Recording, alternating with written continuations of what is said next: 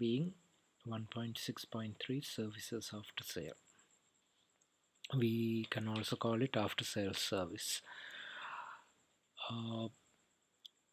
They say computer sales centers provide the following after sales services to customers: 1. Technical advice. Number 2. Technical assistance. Number 3. Telephone, email and website information, i.e. contact information of the vendor. I don't know whether you could actually call number 3 as a after sales service, because it's the contact information and it's already there on the invoice, the pro forma invoice or the receipt that you get when you buy a computer. If we come to technical advice, this is generally provided via telephone or through internet messaging. You contact the seller and they provide technical advice on how to troubleshoot issues. Technical assistance. Now, assistance is more direct, where like either they come to your home or office to provide help to fix the computer or troubleshoot an issue, or you take the computer to their office for them to look at it and return it back to you after troubleshooting. It can be either one of those. So it is advisable for a user to consider the given information in purchasing a computer. Customer needs preparing specifications first. It is advisable for the user to consider the given information in purchasing a computer. I believe that this is the overall information, specs, what kind of after sales service and that kind of thing. The customer needs preparing specifications first. Then a computer must be bought from a vendor with a reputed name and must be from a recognized manufacturer. So once as a customer you complete preparing the specifications, then you have to look at one, a suitable product from a recognized manufacturer, a suitable computer from a recognized manufacturer, and then you have to look for a vendor with a good name, a vendor that has been selling computers for a long time and has a good reputation. What could be reputation? Reputation is where that the company has been selling computers for a long time and they are still in business, and in general they are well known for their good service to customers. So that is a key thing to look at. Now it says refer to workbook for activity 1.8. Before we go to the workbook activity, recognized manufacturers of computers are a lot. There are many recognized computer manufacturers in the world. You can take Dell, Compaq, Lenovo, HP, Toshiba, and there are many others. So when you go to look for a recognized manufacturer, now this is something extra which is good to keep in your head. When you go to look for a recognized manufacturer, sometimes on their website they will show who their vendors, who their resellers are in a particular country or a particular area. So when you give the particular location on the manufacturer's website, they will give you a listing of vendors, resellers or dealers who are backed by them to sell that particular computer. So it's a good thing to know. So after that we refer to the workbook for activity 1.8.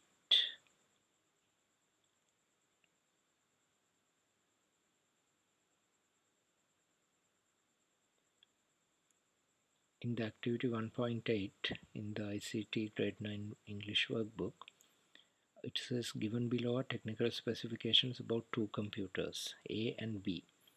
Compare them and answer the questions that follow. Okay, so I want you to pause the video here and see if you can answer these questions on your own. It will take you a few minutes. Just pause the video at this point and see if you can answer. I'll go through the answers with you so you can check whether those are correct. So we have a table with specifications, computer A, computer B, and the specifications are listed for the two computers. Question number 1. Who is the manufacturer of the processor in the computer B? Who is the manufacturer of the processor in computer B? So the processor is an AMD Core 2.0 gigahertz processor. So the manufacturer is a company called AMD. Which computer has a main memory with a higher capacity? So we spoke about main memory before. So if you look at the table, computer A main memory capacity is 4 GB. Computer B has only 2 GB.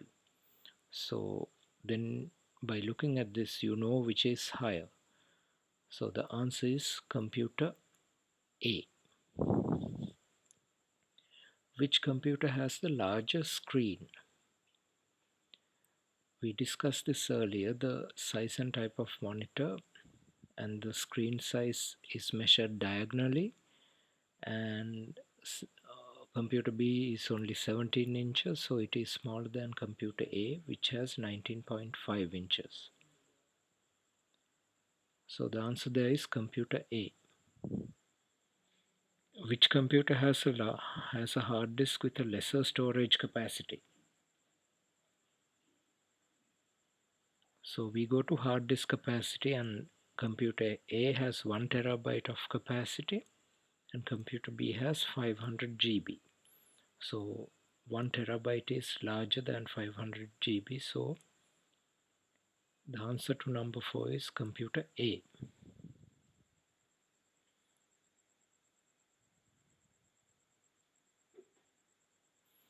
Oh, I'm sorry. Which computer has a hard disk with the lesser storage capacity? That is not computer A, that is computer B. It has the lower hard disk capacity. Give question number 5. Give 3 possible reasons for computer A to cost more. So when you look at the computer A specifications and computer B specifications, it has a licensed operating system. Ubuntu operating system is available free of charge. It has a newer type of monitor with a larger display. It has a higher memory capacity and hard disk capacity. And the processor is an Intel Core i3 2.4 GHz. Even the processor is a better one. So whereas computer B, only the period of warranty is there for 3 years. So overall, computer A has better specifications than computer B, and because of that it is more expensive. So they are asking for 3 reasons. It has a good processor, it has double the memory capacity, you could either say it has a better hard disk capacity, or you could say that it has a newer larger monitor. You could also say that it is running a licensed operating system. Ubuntu is Linux, Windows is from Microsoft, so there is a small difference there, because for Windows 10 machines the cost is a bit more due to licensing. So they are asking in number 6 to state two non-technical specifications. So if you look at this, can you spot two non-technical specifications given in the table here? Period of warranty and price. Those are two non-technical specifications. So if you check against the answers that you wrote down and what I told you, you could see how well you have done this exercise. Now we go back to the reading book, page 18, and the title there is 1.6.4, Ports and Network Connections. Ports are used to connect the peripheral devices to a computer. We spoke about what peripheral devices are before, and you can remember what those are. It says a user may select peripheral devices to suit one's requirements. Yeah, so a user will have to select peripheral devices to suit their requirements. However, the computer should have the necessary ports to connect them. So whatever peripheral devices that you want to get as per your requirement, the computer has to have ports to connect them to. A few such ports are given below. So here they describe some a few types of ports that are available on a computer. Number one is Universal Serial Bus, or as we call it for short, USB. You would already be familiar with USB sticks, I think, and the port that you connect them to on a computer is called a USB port. The USB is the most widely used port to connect peripheral devices to the computer. Therefore, it is essential to have several USB ports. I have seen computers with sometimes 4, maybe 6, sometimes 8 USB ports. Some peripheral devices that can be connected via USB ports are, and there is a list of peripheral devices which you can read through. You would most probably be familiar with all of these. A scanner is something that it's like a photocopy machine. You place a document with the printed side down and it scans the document and creates an image of it it creates a copy of it in the format that you want. It could be an image, it could be a PDF file. Advanced scanners can identify letters and give the output as a Word document. So those are there. Barcode reader, memory card, I suppose you would be familiar with all of this. So before we move on to the activity, I just want to mention something more about USB devices, and that is USB devices were, or rather USB was developed by several companies, 7 companies, these are their logos, to address usability issues, because different companies used to have different ports, different connectors, and in the past, like a device that you connect to a compact, you can't connect to a IBM or a different machine. So across the board they wanted to have one single type of connector that everyone could use, and that would basically like give access to many other devices and allow for greater data transfer rates between devices, between the computer and another peripheral device. So here you have version history. They begin with USB 0.7 released in November 1994. So you could read that slowly by pausing the screen. And what we spoke about data transfer speeds, the earliest USB 1.0 could transfer 1.5 megabits per second, and the present day USB 3.0 port can transfer up to 5 Gbps. So this is a USB 3.0 type A connector. I will leave a link to this website in the description so you could go and refer to it at your leisure if possible. So then we have to refer to activity 1.9 in the workbook. Activity 1.9. Classify the peripherals that can be connected to the USB port as input, output and storage. So input devices, you have the keyboard, it's an input device. You have a mouse, again an input device. A touch screen can be an input device. Then a scanner can be a input device. What else? A microphone that you speak into can be an input device. Output devices are the screen.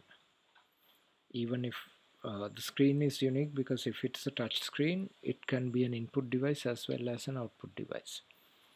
You have a printer, that could be an output device.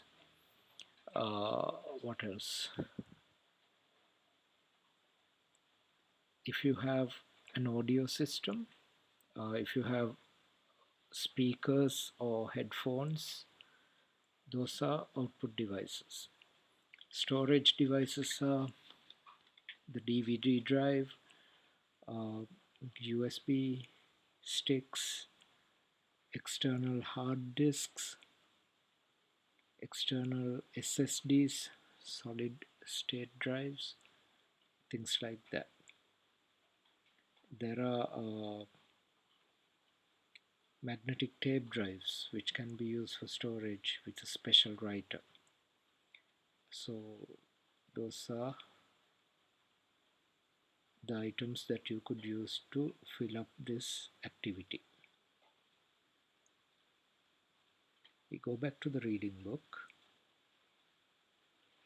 Next is B, network ports, RJ45 connector.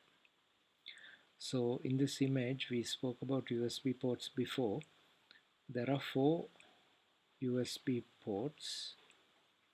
I believe this is also a USB port, or both of these are USB ports. I can't see very clearly. Yeah, because there is a small edge here. Probably they are all USB ports. So if with those two there would be 6 USB ports, and this is the network port. The computer uses RJ45 connector to connect to a network. In a building, if there is a network of computers, that means a set of linked computers, they are connected to each other through the use of RJ45 connectors, which connect here to the network port and to the wall outlet, and from the wall outlet there would be a separate cable connecting it to a router or a switch. So this is something additional, like If it is a router, then most probably it would only have up to about 8 to 10 ports, or minimum 2, and it would give the user internet connectivity. If it is more than that, if there are more than like the number of computers that a router could support, they might have the router separately connected to a network switch. A switch is something like a rectangle with multiple network ports. So all of those would connect through the switch to the router, and everyone would have internet connectivity through that. Just keep that in mind.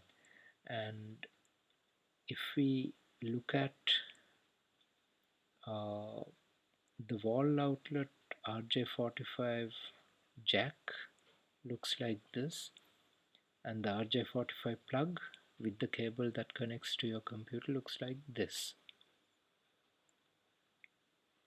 So then we go to Bluetooth and Wi-Fi facilities, which is listed under C. Bluetooth and Wi-Fi facilities provide cable-free wireless network connections to the computer. So I suppose all of you are familiar with Bluetooth and Wi-Fi, because even old mobile phones have Bluetooth, and you can transfer files between most phones that have Bluetooth, and most of the newer mobile phones support Wi-Fi. It's always better to look at these kind of technology separately. So if you go to Google, Wikipedia has a good article on both Bluetooth and Wi-Fi. So Bluetooth was introduced on 7th May 1989, and Wi-Fi was introduced on 21st September 1998. So these are relatively more than 2 decades old. So these have been improving, these technologies have been improving over time, and they are very useful for us. So if you can spare a little time, just go through this. You don't need to understand everything about this, but it's always good to look at the summary for each of these. Bluetooth, by the way, is named for the Danish king Harald Bluetooth. It's good if you already knew that. Then next we go to this image here. Given below are a few basic specifications in purchasing a computer.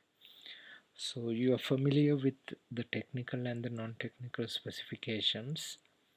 Technical ones are processor speed, hard disk capacity, memory capacity, screen size. Could be more. And non-technical items are computer price, warranty, company reputation, after-sales service, and there could be more there as well. So figure 1.19, technical and non-technical specifications to be considered in purchasing a computer. Then we go to activity 1.10.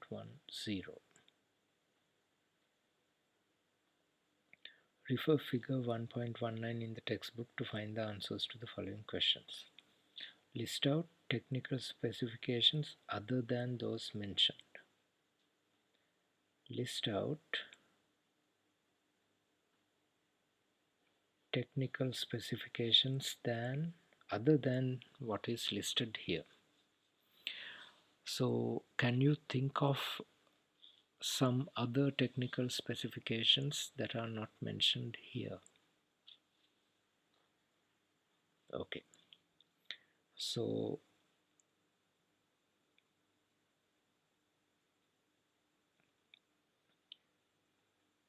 under technical specifications, they don't speak about the graphics card. what kind of a graphics card it has. So we could list that. It gives the screen size, but it doesn't tell you what type of screen type. That's a technical specification. It could be an LED screen, it could be an old-fashioned CRT monitor. So type of monitor rather than screen type. It should be type of monitor. And then especially if it's a laptop, it might have a fingerprint sensor. So sensors. Uh, can you think of something else? There's what about a webcam? So type of webcam can be listed under technical specs. Display resolution. Now we know that the screen size is there, but what is the resolution of the screen? How many pixels? That could be listed. And under technical details, the type of sound can be listed. Those are a few. So going back to B, the question says list out other non-technical specifications than the ones mentioned. So we have 4 non-technical specifications here. What kind of other non-technical specifications can you think of? If you could pause the video here and quickly write down a few, and I'll mention a few other non-technical specs that could be included. Sometimes under non-technical specs, a company can list the types of free software given, like a particular brand of virus guard. They can say free software and this virus guard is given free. Other than that, now they have the warranty here. They could also list out saying extended warranty. This is usually paid kind of warranty where at the time of purchase you pay a small amount so that the given warranty, which is 3 years here, it could be 1 year in certain cases, is extended by a further 2 years. So that's another non-technical specifications.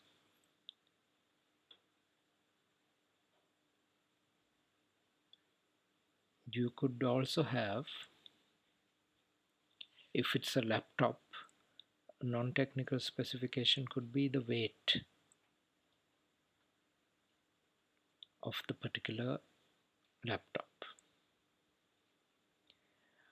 Uh, have you seen in some cases where people carrying laptops have laptop bags? So those are usually given free. So under non-technical specs, a company could list free items provided, like say a laptop bag, a screen guard, something to cut the glare of the screen.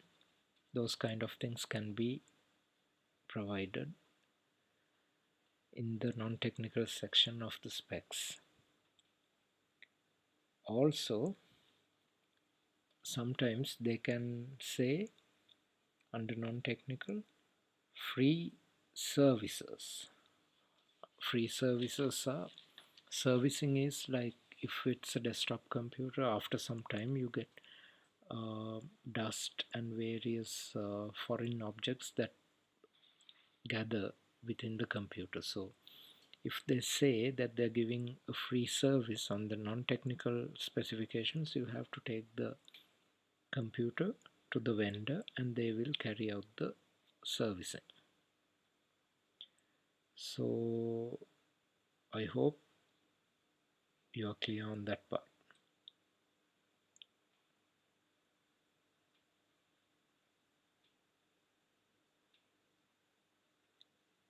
Then we go to important factors of technical specifications. So here the specifications are listed down, and the type and speed of the processing unit is listed.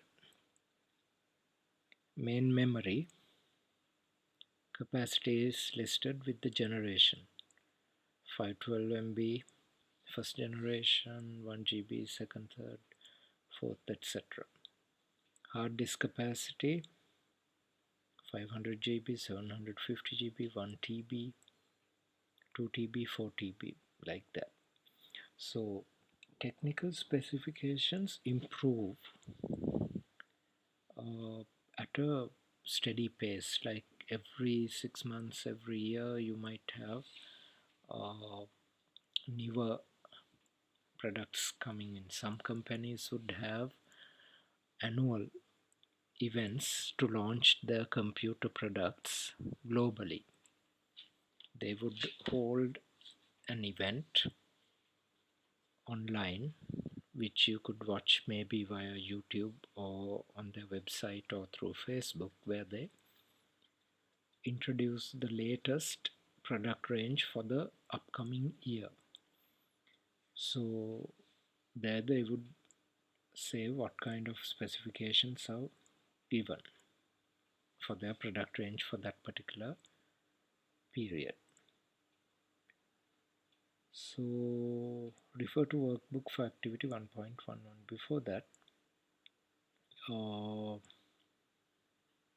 if you look at the type of monitor, CRT is the older cathode ray tube, and LCD, liquid crystal display, and light emitting diode screens, LED, are the two newer types. There are also OLED screens and other types of screens may be available in future. And there are video graphics adapters, VGA, DVI, HDMI. Now HDMI can be supported in most newer TVs as well. So let's refer the workbook activity 1.11. Activity 1.11. In order to prepare specifications for a computer you wish to purchase, complete the given table on the next page using the relevant data from the following table. So you have to look at the processor and decide which type of processor speed you're going to go for. You have to look at the hard disk capacity, whether if it's a hard disk drive or an SSD. Solid state drive is much faster than a hard disk drive, but it also doesn't come in the larger capacity drives that are available for the hard disk. So, and cost wise, the lower capacity unit is more expensive in the SSD than the higher capacity hard disk drive, HDD. But it does offer some good advantages, so that we may be looking at in future. And then there are monitor types, memory, video graphics adapters, onboard or separate. One thing here, now when you're like purchasing a computer, going for a onboard graphics adapter would be cheaper because it's on the motherboard, it's on the main board, so there is no extra cost. However, sometimes the onboard graphics adapter can fail, so it's always better to check when you're buying a computer whether there is the possibility to fix a separate VGA card onto the motherboard if the need arises. So that's one thing to keep in mind. Sound card, again there are onboard cards and separate cards. So like the VGA card, it's always better to have an idea whether your computer, if it already has an onboard sound card, whether it supports a separate sound card if needed. So in some cases, if the onboard graphic adapter or the sound card fails, instead of replacing the entire motherboard, you can opt to replace only these two cards or one of these cards at a lower cost. And then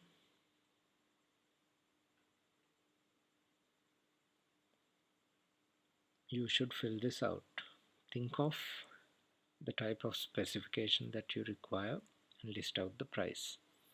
What you could do is, uh, after you do this, after you fill these fields out, what you could do is you could check online, if you are able to, how local vendors have the specifications listed out and the prices they have given. Now obviously they won't list out each individual item price like we do here. This is for us to get an understanding, but what they would do is they would list out the specifications and they would give a total price. So while you won't be able to compare individual unit prices, individual specification prices, you would be able to see what the current price ranges are for the types of computers that you're looking at.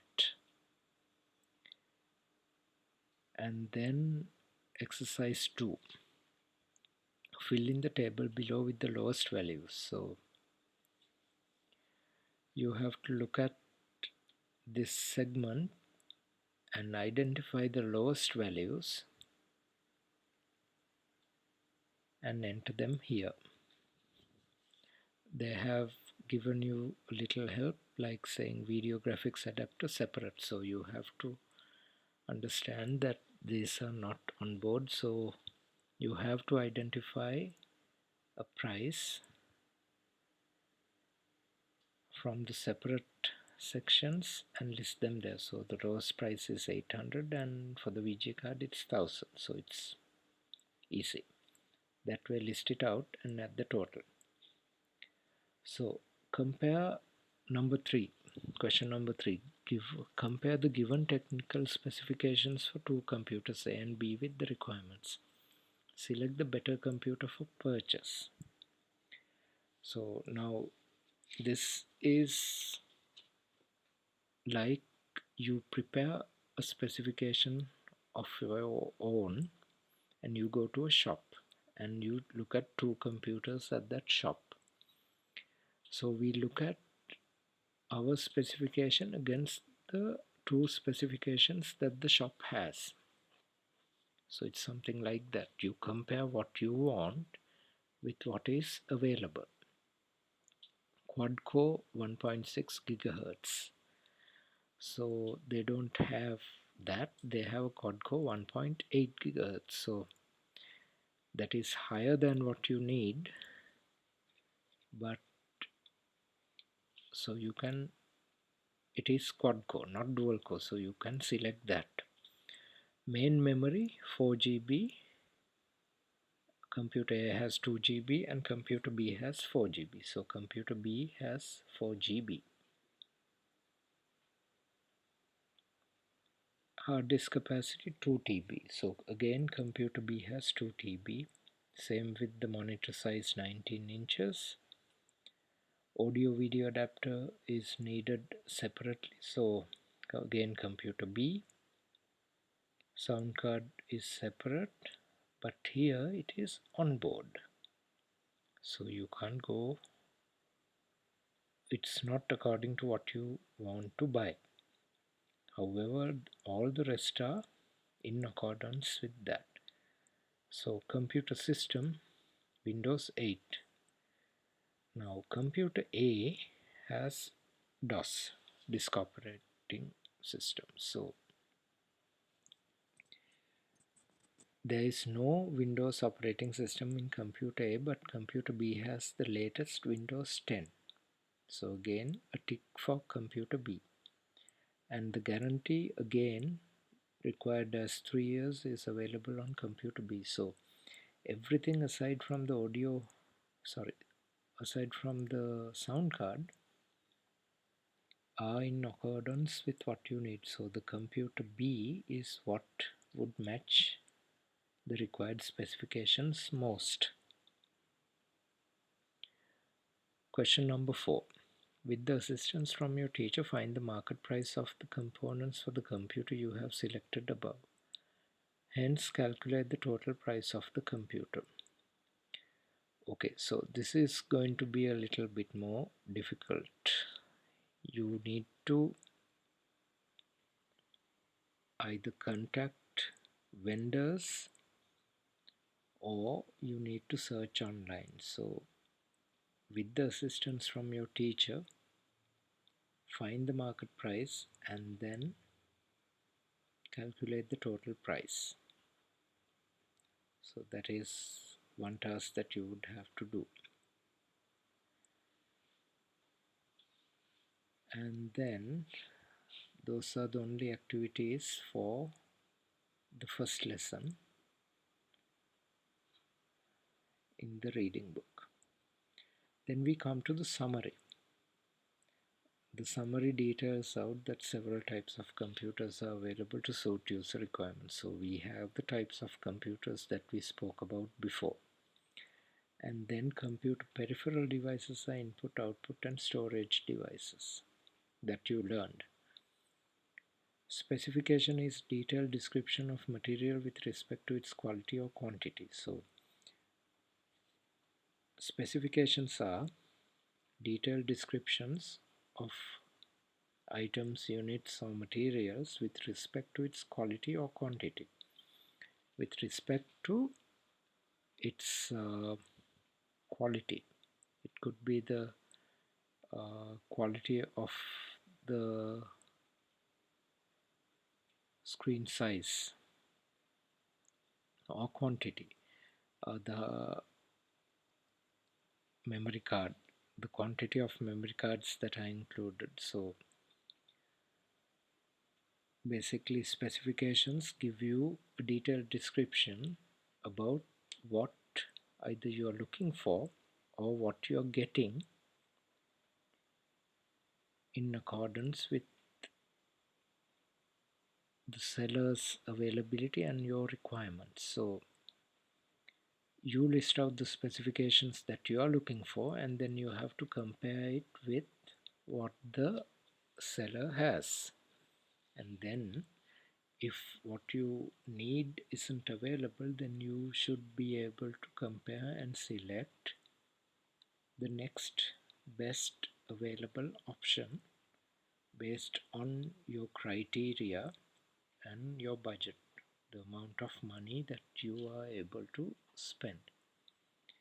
So that's it for lesson 1. I hope everything is clear, and if you have any more questions, please feel free to comment and I will get back to you.